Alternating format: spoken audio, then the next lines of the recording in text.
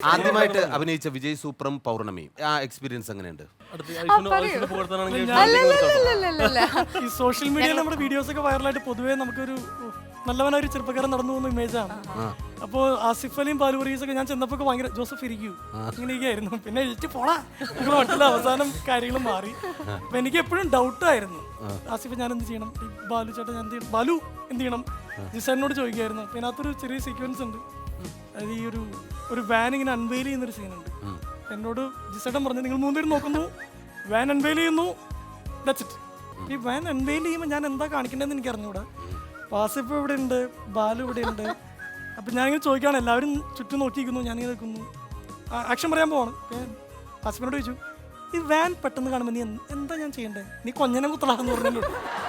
അപ്പം അങ്ങനെ നമ്മൾ ഓരോ എപ്പോഴും ട്രോളുമായിരുന്നു അവർ ഫുൾ ടൈം.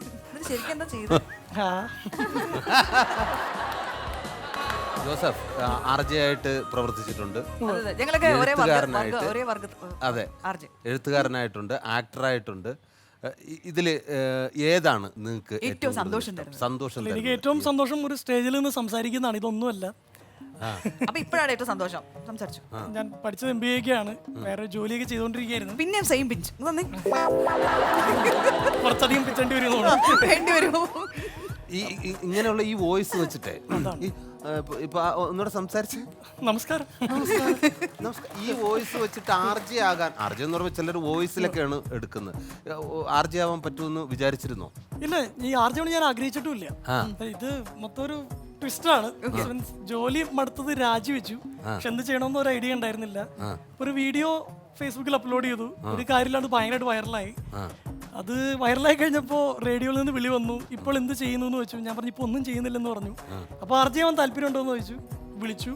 അപ്പം ഞാൻ ആദ്യം ചോദിച്ച ചോദ്യമാണ് സിരാജേട്ടൻ ഇപ്പം എന്നോട് ചോദിച്ചത്. ഞാൻ അവരോട് ചോദിച്ചു ഈ ശബ്ദം വെച്ചിട്ട് ആര് കേൾക്കാനാണ് ഷോ എന്ന് ചോദിച്ചായിരുന്നു. അപ്പോൾ അവർ പറഞ്ഞത് ജോസഫ് രണ്ട് തരത്തിലുള്ള RJs ഉണ്ട്. ഒന്ന് ശബ്ദം കൊണ്ട് നമ്മളെ പിടിച്ചിരുന്നു, രണ്ട് കണ്ടന്റ്.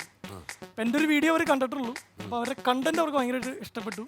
ഇതുപോലെയൊക്കെ പറഞ്ഞാൽ മതി, ആളുകൾ കേട്ടോളൂ എന്ന് പറഞ്ഞു. അങ്ങനെ RJ ആയി, 1.5 വർഷമായി. പിന്നെ എഴുത്തിൻ്റെ കാര്യം, RJ ആവുന്നതിന് മുമ്പേ ഈ ജോലി ചെയ്തുകൊണ്ടിരിക്കുമ്പോൾ ഇഷ്ടമല്ലായിരുന്നു എന്ന് പറഞ്ഞായിരുന്നു ജോലി. അപ്പം അത് സമയം കളഞ്ഞിരുന്നത് എഴുതിക്കൊണ്ടാണ്. പലപ്പോഴും ഓഫീസിലിരുന്ന് എഴുതിയിട്ടുണ്ട്. ആ സമയത്താണ് മറ്റേ പുസ്തകം എഴുതുന്നത്. അതെ അതെ, ബറീഡ് തോട്ട്സ് എന്ന പുസ്തകം. അതൊരു ആത്മകഥ പെടുന്ന ഒരു സാധനമാണ്. അതെ, ഈ ചെറുപ്രായത്തില് ആത്മകഥ എഴുതിയിട്ടുള്ളതിൽ പിന്നെ കമലാസുരയ്യ ആയിരുന്നു ഉണ്ടായിരുന്നത്. Thank you. ഇതൊക്കെ എന്ത് പിന്നെ യാദൃശ്ചികമായ സിനിമയിൽ അഭിനയിച്ചു. ഇതുവരെ എത്തി, അതും ഐശ്വര്യയോടൊപ്പം. അങ്ങനെ ഞാൻ ആലോചിക്കായിരുന്നു, ഇതുപോലെയൊക്കെ ഓരോ സ്റ്റേജൊക്കെ നമ്മൾ TV കാണുമ്പോൾ എന്നെങ്കിലും എവിടെയെങ്കിലും എപ്പോഴെങ്കിലും എന്നൊക്കെ ആലോചിച്ചിട്ടുണ്ട്. പക്ഷെ ഇവിടെ നിൽക്കുമ്പോൾ എന്തോ ഒരു വേറൊരു ഫീൽ.